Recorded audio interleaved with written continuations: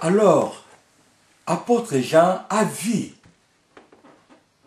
une vision, mais la vision c'était comme un mystère, c'est-à-dire il désignait quelque chose de caché. Il a vu, mais il n'a pas compris. Mais il a cherché quand même à savoir, c'est-à-dire il a cherché la révélation. Beaucoup de gens aujourd'hui, quand ils rêvent, il y a des rêves mystérieux. Il y a des rêves. Tu rêves, mais tu ne comprends pas la signification de ton rêve. Bien aimé, il faut chercher la révélation de ton rêve. Parce que la Bible nous dit, dans Job 33, 3, Dieu parle tantôt d'une manière, tantôt d'une autre. Dieu parle aussi dans des rêves, dans des visions, dans des prédications, à travers ses serviteurs. Alors quand tu rêves, ou tu fais un songe pendant la nuit, que ces songes, ça te touche, tu vas remarquer vraiment qu'il y a un message dans cet rêve. Mais tu ne comprends pas la signification, bien-aimé. Ne baisse pas tes mains, bien-aimé. Cherche la signification, c'est-à-dire la révélation. Comme le roi de Babylone, à l'époque du prophète Daniel, il a eu un songe des statues. Et qu'est-ce que le roi a fait quand il s'est réveillé? Il a appelé ses anges, ses sages des royaumes.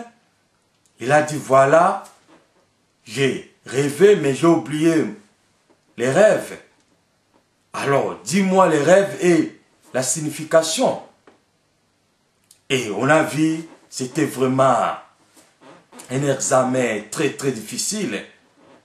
Au moins, ils ont supplié le roi, dis-nous quand même les rêves et nous allons chercher la signification. Mais il a dit que non, j'ai oublié même mon rêve. C'est-à-dire, il a cherché quand même à savoir la révélation, ce mystère qu'il a vu la nuit.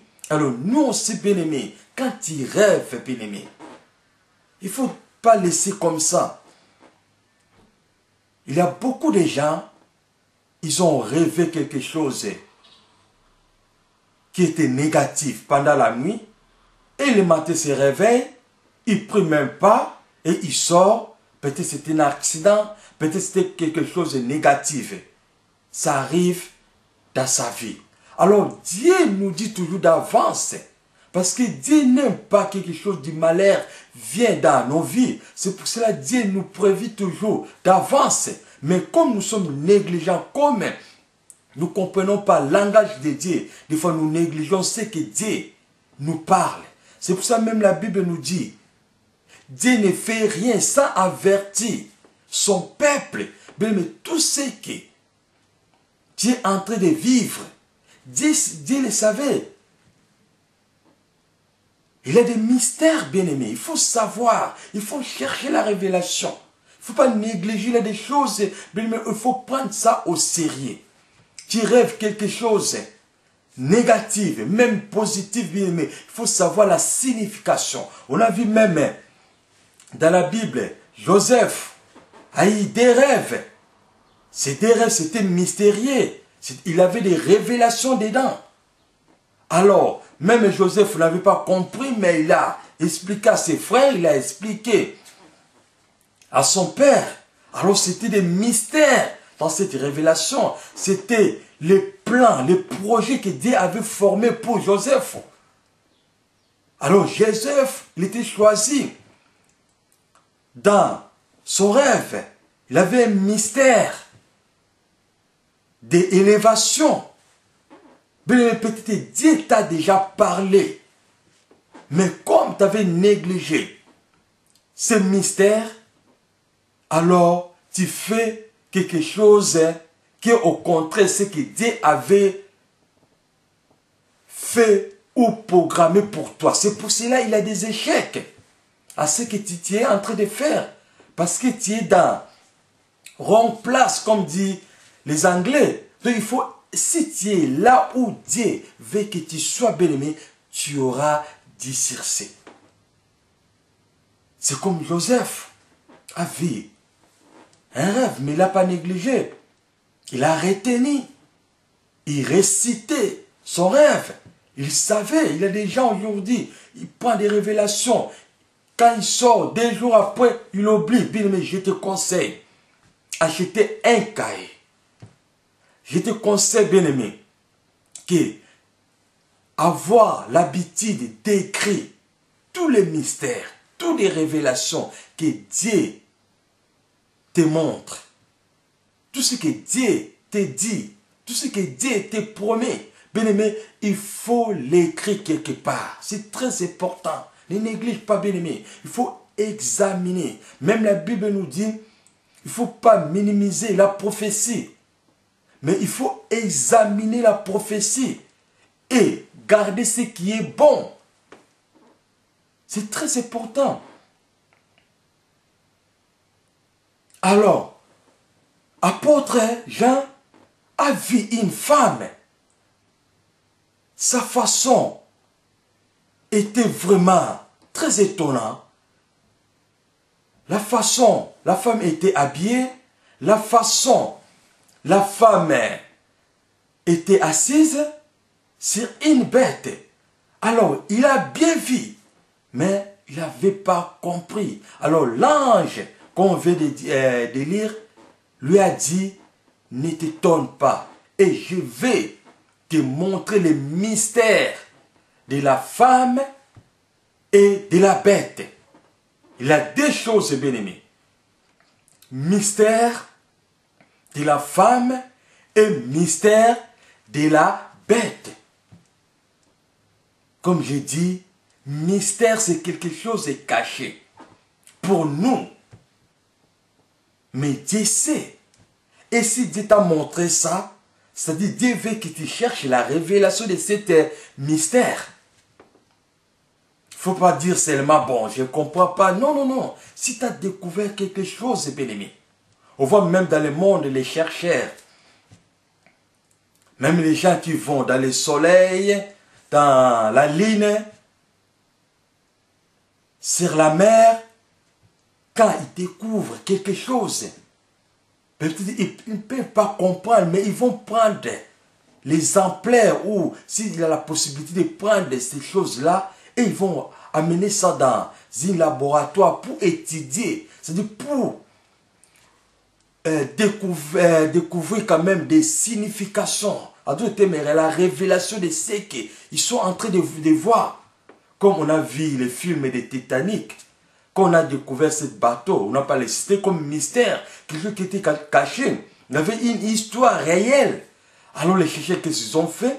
Ils ont cherché, ont commencé à étudier, et jusqu'à ce qu'une femme, il était à l'époque des bateaux Titanic, et venir raconter exactement ce qui s'est passé.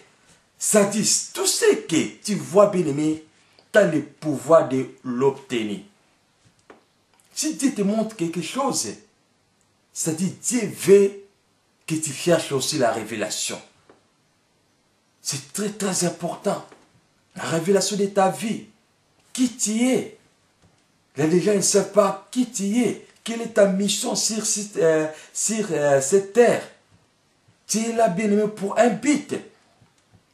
Des fois, toi, tu veux devenir médecin, mais Dieu t'a envoyé comme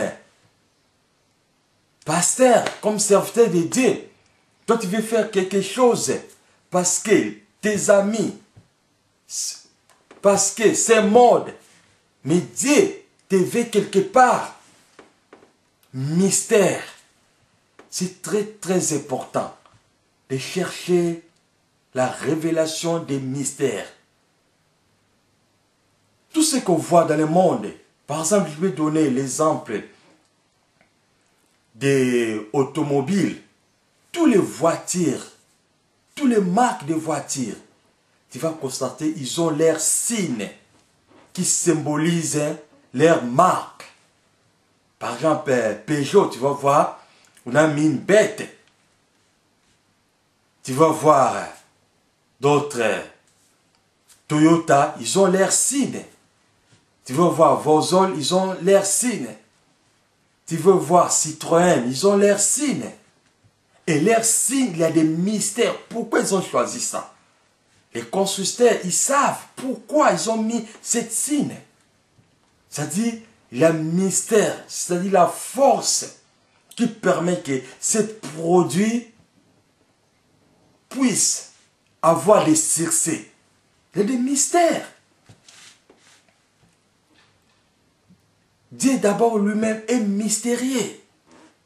Bien sûr, on ne peut pas comprendre Dieu, mais il y a des choses que Dieu veut que nous devons quand même comprendre. C'est pour cela que Dieu nous donne des révélations. Comme Dieu a donné à l'apôtre Paul. Dieu a donné à l'apôtre Jean. Dieu a donné à Daniel la signification des statues que le roi de Babylone avait vues. Qu'est-ce qu'il a fait Daniel? Il a prié, il a cherché la face de Dieu. Et Dieu, qu'est-ce qu'il a fait? Dieu a montré à Daniel la révélation. Or, la statue que le roi avait vue, c'était mystérieux. C'était comme calendrier de le temps de Daniel jusqu'à notre temps. En lisant Daniel 2, à partir du chapitre 2, tu verras l'histoire. C'est très important, bien-aimé. Il faut chercher. Si même toi-même tu ne comprends pas, chercher les serviteurs de Dieu. Il y a des gens que Dieu a appelés et Dieu a disposé. Et pour toi, bien-aimé, il faut chercher la révélation des mystères.